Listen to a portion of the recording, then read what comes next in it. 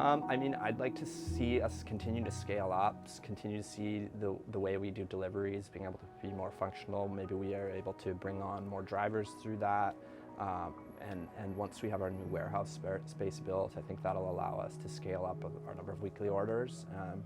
And yeah, in a dream world, I think that we're continuing to bring appeal to other local farmers and producers and have them come on board so that we have just a wide variety of products. And that, I think, snowballs into more customers and greater appeal to what we're able to provide. So something that sounds really cool about Co-op is that like idea of circular economy. How do you see that playing out like actually in real time for Co-op? Yeah, totally. I mean, I see it a lot. I see like a bunch of our producers ordering both personal orders of stuff that I'd imagine they're just cooking at home for themselves, as well as ordering, you know, a bunch of produce from a farm and making that into a preserve or a jam or a pre-made meal that they're able to then sell through us again. And it really, yeah, lends to that circular economy of just being able to like source and enjoy and then reproduce and sell stuff that everyone gets to enjoy, and it's like multiple layers of local. If you like food, Co-op is a great place to shop. It really, really is, because there is not just the farmer aspect, there is a lot of frozen foods that are made from the food that's produced by the farmers. So it's a pretty fun place to shop to really get to know what you're eating. Awesome. No worries. I talk really fast when I'm nervous. That's okay. Very, like, I guess one of the overarching questions that we've been asking is sort of when it comes to the future of Cowichan Valley, especially as it relates to food security and being land stewards, what's like a best case scenario for you? How do you see, in a happy way, the future looking? Well, I think we love partnering up. We love to keep this place going and have partnering up, have school classes come out, work in an educational way, horticultural societies, and again, food security, any of these like-minded people. We also tap the maples and have been making maple syrup. So being part of the sapsuckers group, stream keepers group, whatever, Cowichan Valley Naturalists. Some of our people would love to go and volunteer with them as well. And yeah, just keep developing partnership. We're having a lot of environmental degradation, and we're having a lot of development, and we're having a lot of segregation of people who now can't afford to live in natural spaces, can't afford to live where they can access food, and there's people who are going unsupported, especially in terms of food security. And so if you think about these things in horticulture, such as growing food, such as stewarding the land, such as increasing soil biology, such as increasing biodiversity and stewarding species that are more fragile in the area, we don't have to be separate from that as humans. And I think that drawing in that community aspect of supporting each other and feeding each other and educating each other to do the same for everybody else so that it ripples outwards just makes sense to me. And I saw Kin Park as this space where this is able to happen because, again, it's open in the public, it's in the community. Everyone who's living in this community has had contact with this space. And there's just so much you can do with that. So in terms of coming here, I think like I've just learned how much something like this is valuable for people. It's a reliable space to come to. It's always going to be here, and it's full of life. Like as soon as you walk into the park, it brings you joy. There's things blossoming all the time. There's life that lives here, and it brings life to you as well. And something as simple as that can change a person's day in an instant. And I think if we just like build upon that energy and commune together to work to steward these spaces, it brings a lot of meaning into people's lives. Yeah. I think one other note about like for moving forward in the future is like our transition to more renewable energy resources. We just got a grant to replace this roof and to install solar on it, and this, you know, so that it takes us off the grid a little bit more, and then we'll use it to power the new greenhouse that's going into the herb garden. So trying to also be on the forefront of those kinds of initiatives, right, and engaging where we can. Yes. Yeah. More legacy projects. Yeah. Do you want me to repeat any of that, or? Yeah. Yeah, and part of the future to be part of a greener future, of course. And we just got a grant for a new roof on this house, where we'll have solar panels as part of that grant, and it'll be heating one of our greenhouses as well, and heating the house. So, yeah, we hope to be more part of a greener future. If you could picture like a perfect world, how would this kind of farming translate on a bigger scale? Would you see more people doing it? Like, do you think it's important for people to start learning about I think everybody should learn about growing their own food, or at the very least support local farmers.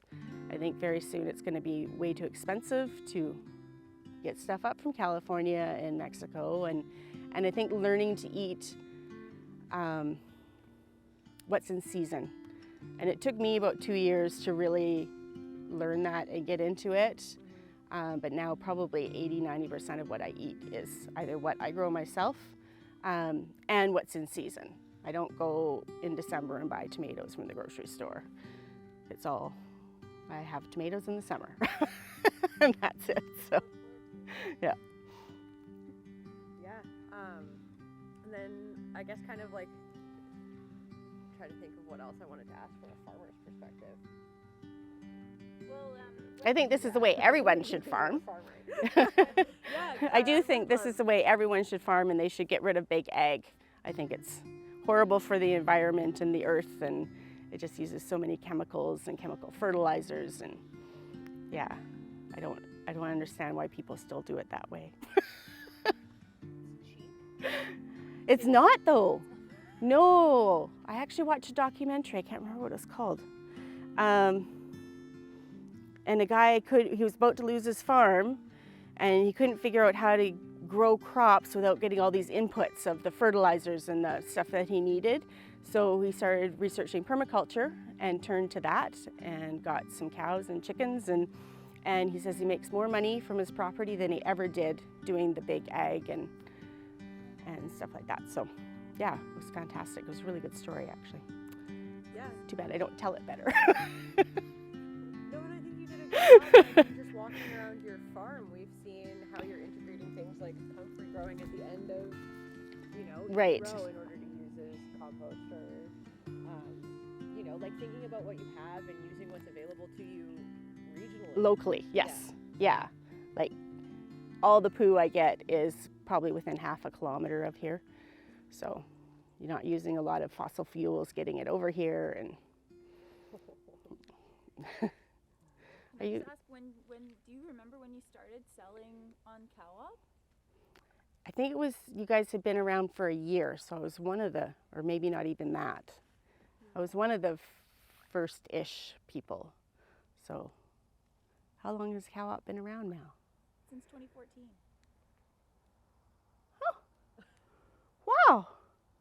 So yeah, Have it I must been have been in like one of your first years. Yeah, working. I think it was probably the first year I moved on this property. Building our collective capacity. That's what's top of my mind. I think Cow-op has a lot of potential. I think a lot of people are really excited about the idea of Cow-op, but getting our collective, getting everyone on the same page, figuring out what we all want. There's 80 odd members, so it's a lot. Finding consensus about where we're headed as a cooperative, what our strategy is going to be business-wise, that's a big challenge. And I think it's really important that we can continue to work together. We have lots of meetings and conversations, and just really get that involvement and engagement from our community in a broad sense, not just our members, but also our customers, our staff who are so invested. Being able to get everyone together in a room, again, we haven't been able to do that for a couple of years. That's really important to me. I want to see more connections and just lay foundations for a whole new decade of cow-op. Yeah. Thank you, Laura. You're welcome.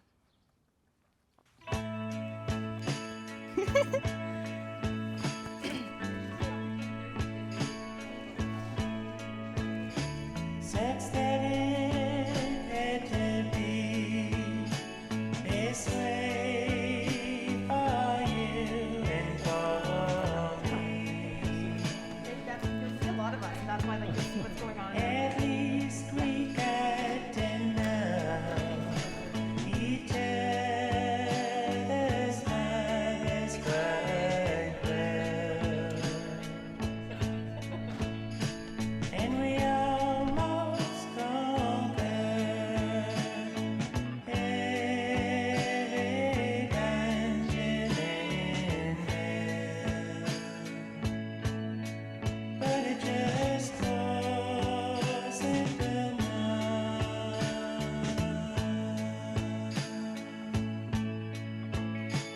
Well, I'm not going around singing to the body's heart.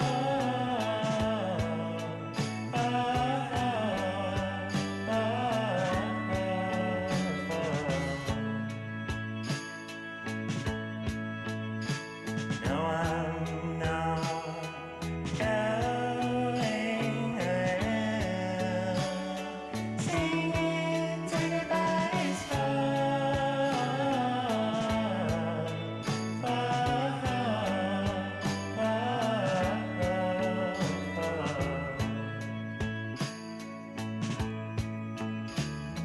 Shame is what I see in this wings